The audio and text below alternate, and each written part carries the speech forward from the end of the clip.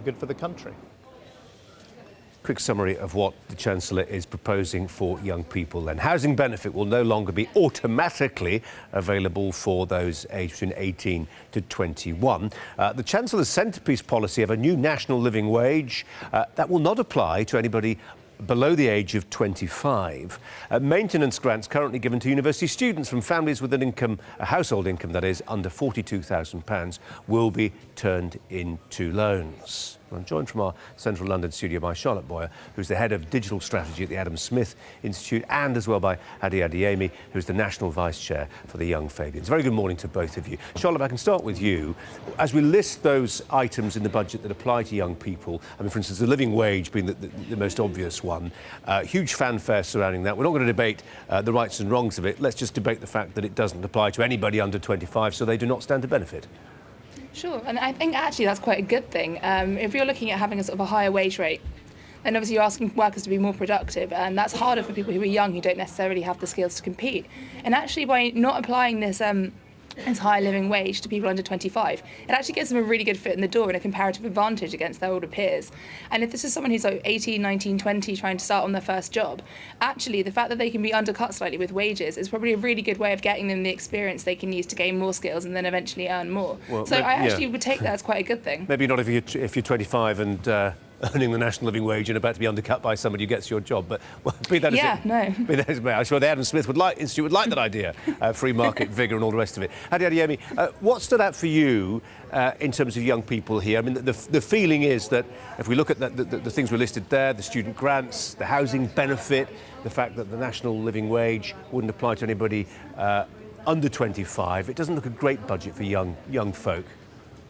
No, it's a really disappointing budget for young people, and I think for Charlotte to say that it's a good thing that under 25-year-olds will not have the living wage applied to them, which is just a repackaged national minimum wage, isn't it, is quite disappointing to hear. I think we know that with the combination of inflation and the low tax credits, the living wage by 2020 won't actually be much of a living wage itself. I think, and combined with the other things you mentioned, like maintenance grants no longer being applicable to younger people, this is just going to dissuade younger people from entering into higher education. So it's not a very good budget for young people. We've said that before, Ade, haven't we? We've said that before. You know, tuition fees, we're going to do that. Rules affecting people coming from foreign countries to take up university places. None of those things happened. Sure, but this isn't about foreign students coming into education here. I think it's about not dissuading the poorest students from entering into university. What we have now with this budget and this policy going forward is that the poorest entering into university will now leave with the most debt. And that's not fair. That doesn't lead to a fairer society. And I think you talk about the free market economy, as you mentioned there. And we know that aspiration and ability are very likely to be hampered by circumstance. And if we aren't putting young people on the same equal footing, we're not giving people a chance. This is a very short-term budget for a chancellor who wants to get into number 10. It's playing politics with young people's futures. It's not a good thing at all. Charlotte Boyer, there's an intergenerational transfer of wealth going on here, isn't there? Yeah. You could look at what's happening to pensioners. They're enjoying this fantastic triple lock. You know, inflation's on the floor, but their pensions are rising by far more than inflation. They're doing very well. Absolutely, and I completely agree. I think actually the burden of where the cuts are falling and who's being asked to take the biggest hit isn't fairly distributed, and pensioners really are getting a boon at the moment. So I do agree, you know, each individual policy might be sort of okay on its own, but totted up, they do stack quite hardly against young people, and that obviously does matter when you're trying to get people who maybe haven't got the best chance in life or haven't had the best start to, you know, try and help them get on the path. So I do agree actually that we need to better distribute who's taking the hit and, you know, who's being asked to contribute to the, you know, these cuts. Ade, what do you think about that? I mean, would you have means tested some of the benefits that pensioners enjoy, for instance? That was another way of raising revenue. Sure. I think that's perhaps a good way to see who has the broadest shoulders in society to help reduce the deficit. I think Charlotte has just agreed that it's not perhaps such a good thing that younger people are being hit. So to say that the living wage shouldn't apply to under 25-year-olds and the housing benefit shouldn't apply to 18 to 21-year-olds, I don't see how anybody can agree or say this is a great budget for good people. I think that, yes, we have to reduce the deficit, but we have to make sure that all people across society aren't being disproportionately hit. And this budget comes nowhere close to that for under 25-year-olds. Tuition fees, living wage, housing benefits. The message that's been sent out is one of, if you're a young person, the future isn't looking particularly bright for you. But Adi, you'll get a job, won't you? I mean, just leaving all those things aside, isn't the key thing really that people actually have a job?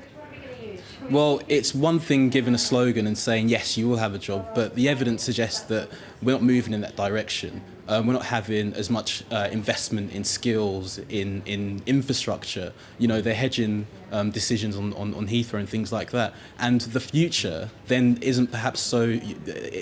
one can't be so confident to say that, yes, we will guarantee young people a job in the future. Chancellor did say he was creating a million more apprenticeships. Yes, you can, Charlotte. Can you conjure, before you put that point, I want you to conjure with this idea as well. Housing benefit, Adi just raising the point about housing benefit there. The problem with budgets is it takes a long time to unravel. One of the unforeseen consequences could be housing benefit 18 to 21-year-olds cut, more young people living rough. That's a genuine possibility. Say some charities.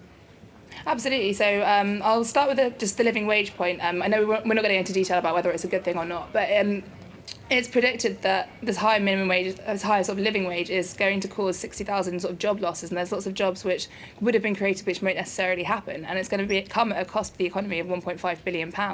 So when we're talking about it's unfair that people who are under 25 aren't getting such a high wage, I mean, ideally it'd be wonderful to pay people lots of money, but when you've got to compete against people and you haven't got the skills, this is actually a really good way of ensuring that the people who don't lose out are young people. And actually that means that it hits lots of other minorities and low-skilled workers, and that's a bad thing.